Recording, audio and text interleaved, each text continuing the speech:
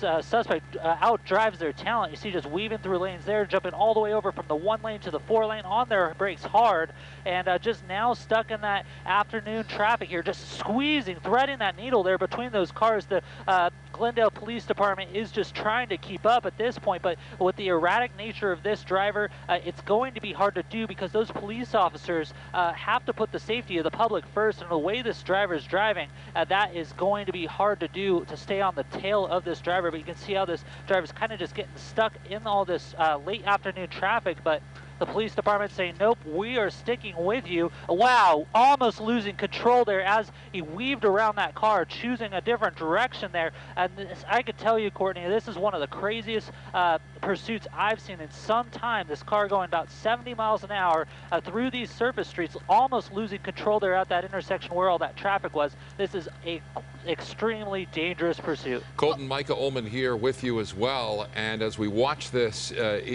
become increasingly dangerous on surface streets, oftentimes law enforcement will actually back off and try and calm things down. It doesn't appear at this point that these officers are willing to do that.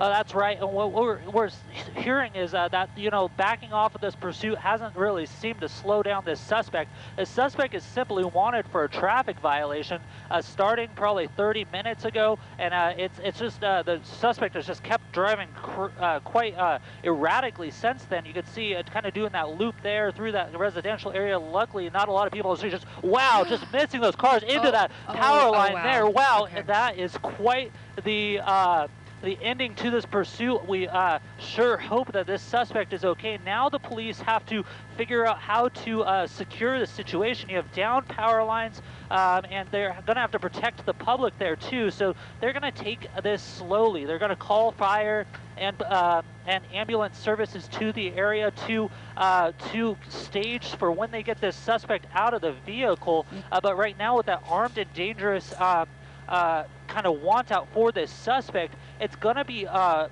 slow process to make sure that the suspect isn't going to harm any of the officers or the public. You can see they have a canine unit out as well, so if this suspect comes out and decides to run, which would be hard to do after that type of impact, that canine officer is there and ready to take the suspects into custody. Three people in the car, three people so far coming out of that vehicle.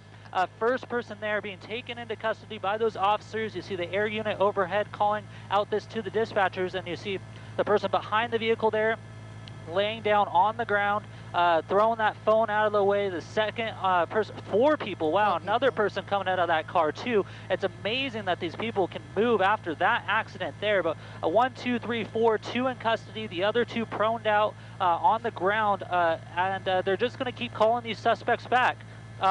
As they as they kind of have the opportunity to. It doesn't look like this point that all of these suspects are injured in a way where they can't move. It's hard to tell right now from our angle to see how that driver is doing, possibly a passenger now that looking at that vehicle is doing, kind of sticking their arms out of that door over there. But the police department's taking this one by one suspect, one by one, to take them into custody after this this huge crash here, taking down a power line into a tree. Luckily, no civilians or the public was injured, but there you go. They're going to take that 4th person into custody, standing up, walking slowly back to those officers. This is what they want to see as they take these suspects into custody. Very slow movements. They're going to check the suspect for weapons, take them into custody, and then they're also interviewing all these different suspects to make sure there's no one else in the vehicle. There's number 5 coming out of the vehicle. So a lot of people in that very small Toyota vehicle there, and luckily they're all moving well. You see that last person there just said, hey, I'm done. I'm going to come over. I'm going to put my hands behind my back. And I'm ready to be taken into custody. But those officers still poised to make sure that they can clear that vehicle and make sure that it is safe and this situation is wrapped up here in the Los Feliz area here, just to the west of the 5 freeway, and to the, let's see, south of this is actually Echo Park, my bad. And so now you're going to see the officers here come together, and they're going to approach the vehicle and clear it, Micah. There it is again. Sorry, Courtney. As we see on screen, right, a replay of this crash, and a minor miracle, frankly, that no one was hurt, either bystanders or anyone in that car. Look at that. This happened at a Arco gas station right there. Can you imagine just pumping gas and seeing this all go down? And amazingly, 5 people got out of that vehicle and seemingly looked okay, that they were able to walk out unhurt.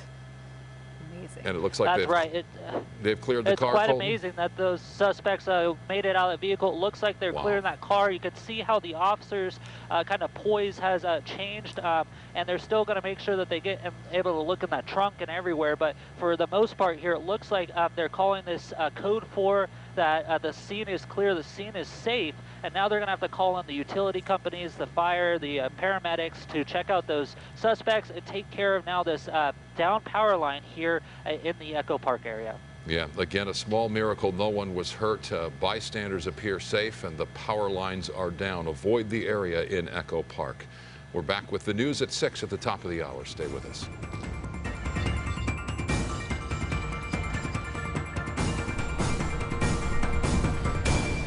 You see there the moments after that incredible pursuit that ended in an, astounding crash. Oh my gosh. I think do we still have the helicopter that we could still sort of look at the wreckage there? We were talking about how incredible it was that when the car launched off of, and we'll show you this, we're trying to get the replay clip, I think here.